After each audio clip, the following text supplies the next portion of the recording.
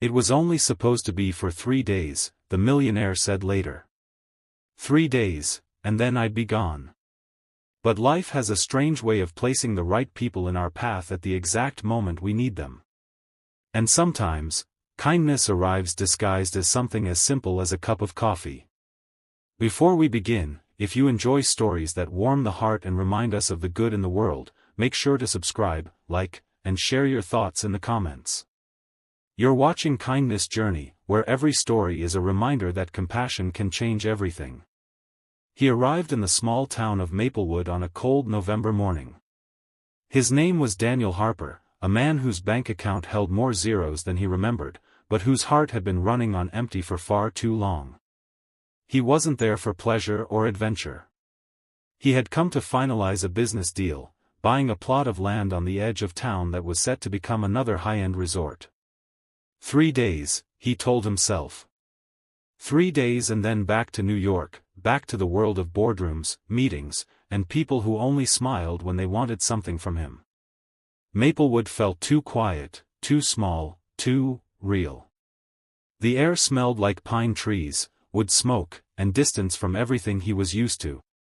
He checked into the only hotel in town, a family-run place that felt like a giant, cozy blanket someone stitched together with care.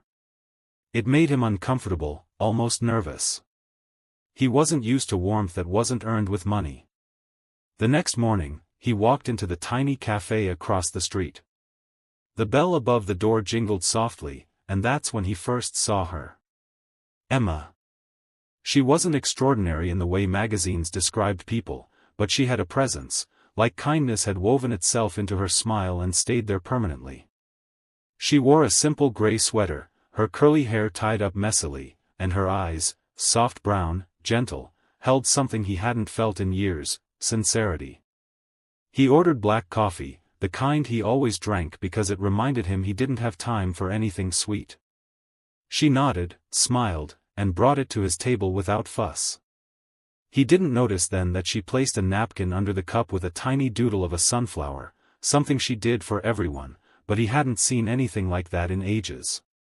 The next day was worse for him. The meeting with the town's committee didn't go how he expected. They weren't impressed with his wealth or his reputation. They cared about preserving the land, the wildlife, the quiet charm of the town. Daniel wasn't used to hearing the word no. He walked out frustrated, annoyed, and for the first time in a long time, unsure. Needing space, he ended up back at the cafe. Emma noticed the tension in his shoulders before he even ordered. "Rough day?" she asked softly. "You could say that," he muttered. "Take a seat. I'll bring your coffee." He didn't even have to ask. A few minutes later, she placed the cup in front of him. But this time, she added a small plate with a warm cinnamon muffin. "I didn't order that," he said. "I know," she smiled. "You looked like you needed it." Something small cracked inside him. Not in a painful way, but like a frozen river starting to thaw. They talked that day.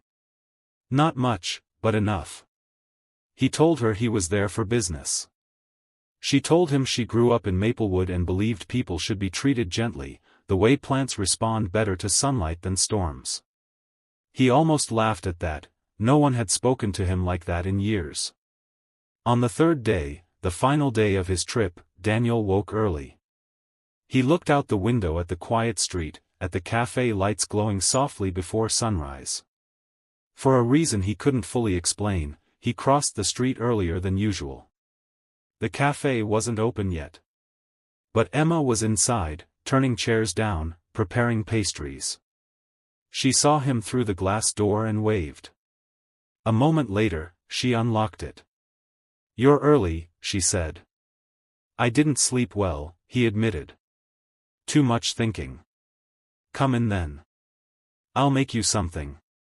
She handed him coffee, this time with a touch of cream and a hint of vanilla. Something new. Something warm. Something he didn't know he needed. "How did you know I'd like this?" he asked. She shrugged. "Just a guess. You seemed like someone who could use a little softness."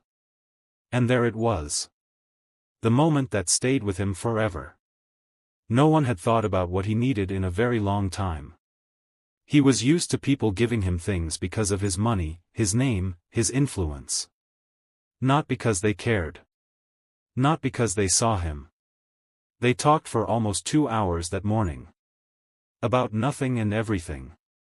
About childhood memories, about the fear of failing, about loneliness in big cities, and about what kindness meant when the world moved too fast to notice small things.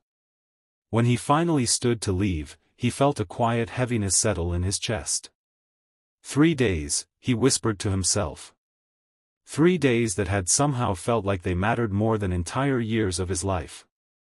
He walked toward the door, hand on the handle, and paused. "Emma," he said, turning around. "Thank you, for the coffee. And everything else." She smiled the kind of smile that made people believe in good endings. "Kindness doesn't cost anything," she replied. "But it changes everything." He didn't know why those words hit him so hard. Later, on the drive back to New York, he kept replaying their conversations. The simplicity. The warmth. The way she brought him coffee without being asked. The way she looked at him like he was a person, not a billionaire headline. By the time he reached the city, he had made a decision he'd never expected. He wasn't going to build the resort. He was going back to Maplewood. Not for business. But because for the first time in years, someone had made him feel human. He showed up at the cafe a week later, breathless, nervous, unsure. She looked surprised but happy.